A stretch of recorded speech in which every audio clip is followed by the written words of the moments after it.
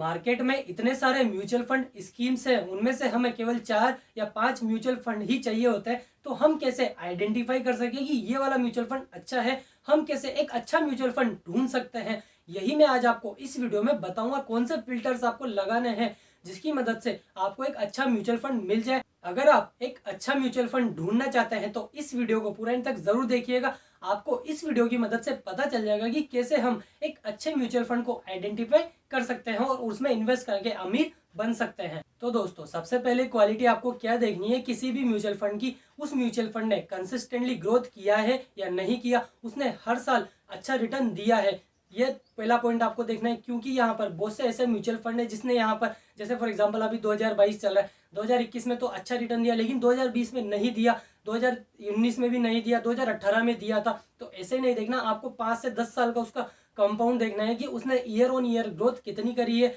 हर साल उसने ग्रोथ करी है या नहीं करी। अगर नहीं करी है तो वैसा फंड आपको चूज नहीं करना है, वैसा ही फंड चूज करना है जिसमें हर साल उसने ग्रोथ करी हो। अब म्यूचुअल फंड कंपनीज का पॉइंट ऑफ व्यू देख लेते हैं। म्यूचुअल फंड कंपनी क्यों खुली है? क्योंकि उनके पास ज्यादा पैसा आ सके। ज्यादा पैसा कब आएगा? जब ज्यादा से ज्यादा इन्वेस्टर उनमें इन्वेस्ट करेंगे। और ज्यादातर इन्वेस्टिंग कब होगी? जब उन्होंने अच्छा रिटर्न दिखाया होगा, कि जैसे ही लॉन्च हुआ, लॉन्च होते उन्हें 1 साल 2 साल 3 साल, यानी कि शॉर्ट टर्म में, शॉर्ट टर्म का हमारा यहाँ पर मतलब माना जाता है 1 साल 2 साल या 3 साल, ये हमारा क्राइटेरिया है। अगर उसने शॉर्ट टर्म में अच्छा रिटर्न दिखाया है तो ज्यादा से ज्यादा लोग उसमें इन्वेस्ट करना चाहेंगे। ज्यादातर कंपनीज यही करती है, मैं सभी कंपनीज की नहीं बोल रहा, ज्यादातर कंपनीज क्या करती है, 1 साल अच्छा रिटर्न दिखा देते हैं, एक कॉन्सेंट्रेटेड फंड में डाल देते हैं जहां पर रिटर्न अच्छा आ जाता है। ज्यादा रिटर्न आया तो ज्यादातर इन्वेस्टर उसमें इन्वेस्ट करना चाहेंगे, क्योंकि वो सोचेंगे कि इसने शॉर्ट टर्म में अगर अच्छा रिटर्न दिया है तो लॉन्ग टर्म में भी अच्छा रिटर्न देगा। तो आप समझे, जो म्यूचुअल फंड कंपनीज है उनका यहाँ पर व्यू होता है मार्केट को शॉर्ट टर्म का, कि शॉर्ट टर्म में हम अच्छा रिटर्न दिखाते तो ज्यादातर इन्वेस्टर हमें इन्वेस्ट कर देंगे। और वहीं यहाँ पर हमारा माइंडसेट क्या होना चाहिए, लॉन्ग टर्म का, जिसने यहाँ पर लॉन्ग टर्म में कंसिस्टेंटली अच्छी ग्रोथ करी हो। आपका सवाल होगा कि ज्यादातर म्यूचुअल फंड कंपनी क्यों शॉर्ट टर्म के लिए रिस्क ले लेती है? क्योंकि अभी भी इन्वेस्टर का माइंडसेट बहुत सौ का यही है कि शॉर्ट टर्म का रिटर्न देख के मैं उसमें इन्वेस्ट कर देता हूँ। जी नहीं दोस्तों, आपको हमेशा किसी में भी इन्वेस्ट करो, म्यूचुअल फंड या स्टॉक कुछ भी होना, तो आपको हमेशा इन्वेस्टिंग के लिए लॉन्ग टर्म का पर्सपेक्टिव लेना लेके चलना चाहिए, जहां पर आपको लॉन्ग टर्म सोचना चाहिए कि लॉन्ग टर्म में मुझे अच्छा बेनिफिट हो सकता है। और सेबी ने भी इन्वेस्टर का ध्यान रखा है, जहां पर कोई भी म्यूचुअल फंड हाउस एक किसी भी सेक्टर में, जैसे आईटी सेक्टर है तो उसमें अपना पूरा का पूरा फंड या 50% नहीं लगा सकता, उसने एलोकेशन कर रखा है, मतलब रेगुलेशंस लगा रखी है सेबी ने कि 20% या 10% आप आईटी सेक्टर में लगा सकते हो, 10% 15% आप बैंकिंग सेक्टर में लगा सकते हो। तो इसी हिसाब से सेबी ने भी हमारा ध्यान रखा है कि कोई भी फंड हाउस एक कॉन्सेंट्रेटेड बेट नहीं ले, जिसकी वजह से कोई इन्वेस्ट उसमें करता है तो उसको नुकसान ना हो। और नेक्स्ट पॉइंट है दोस्तों, आपको पॉइंट टू पॉइंट रिटर्न नहीं देखना है। पॉइंट टू पॉइंट रिटर्न क्या होता है?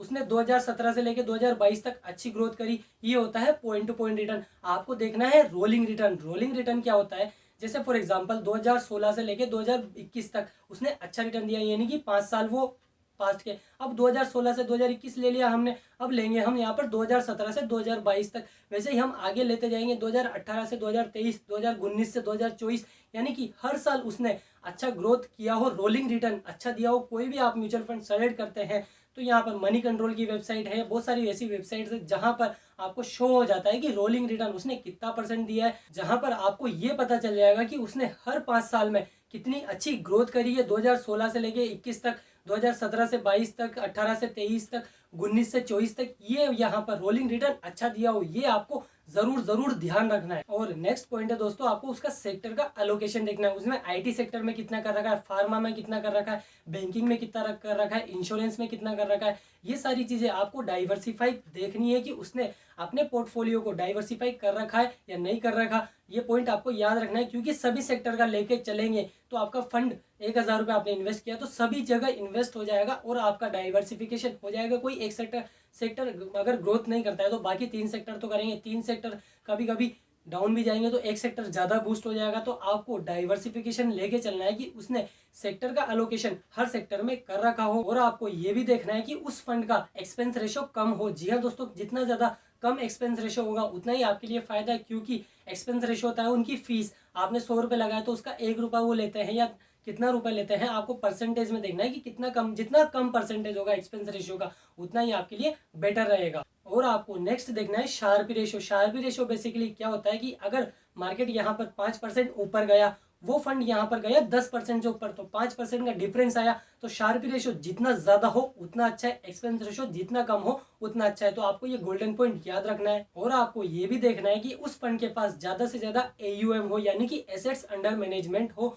क्योंकि ज्यादा लोगों ने उसके ऊपर ट्रस्ट कर रखा है, उनको पैसा दे रखा है, तो आप भी उनके ऊपर ट्रस्ट कर सकते हो। तो दोस्तों इन पॉइंट का यूज करके आप एक अच्छा म्यूचुअल फंड सेलेक्ट कर सकते हैं। अगर आप tax saving mutual fund select करना चाहते हैं, कैसे ढूंढना चाहते हैं, तो हमने आई बटन में बता रखा है, जहां पर जाकर आप देख सकते हो कि कैसे हम एक अच्छा best tax saving mutual fund find कर सकते हैं। तो दोस्तों आशा रखता हूं आपको वीडियो में कुछ वैल्यू मिली होगी। अगर आपको वीडियो में वैल्यू मिली है तो वीडियो को लाइक जरूर कीजिए, चैनल पर नए हो चैनल को सब्सक्राइब करके बेल आइकन भी दबा दीजिए। मिलते हैं आपसे अगले और एक्साइटिंग वीडियो में, तब तक के लिए जय हिंद, भारत माता की जय।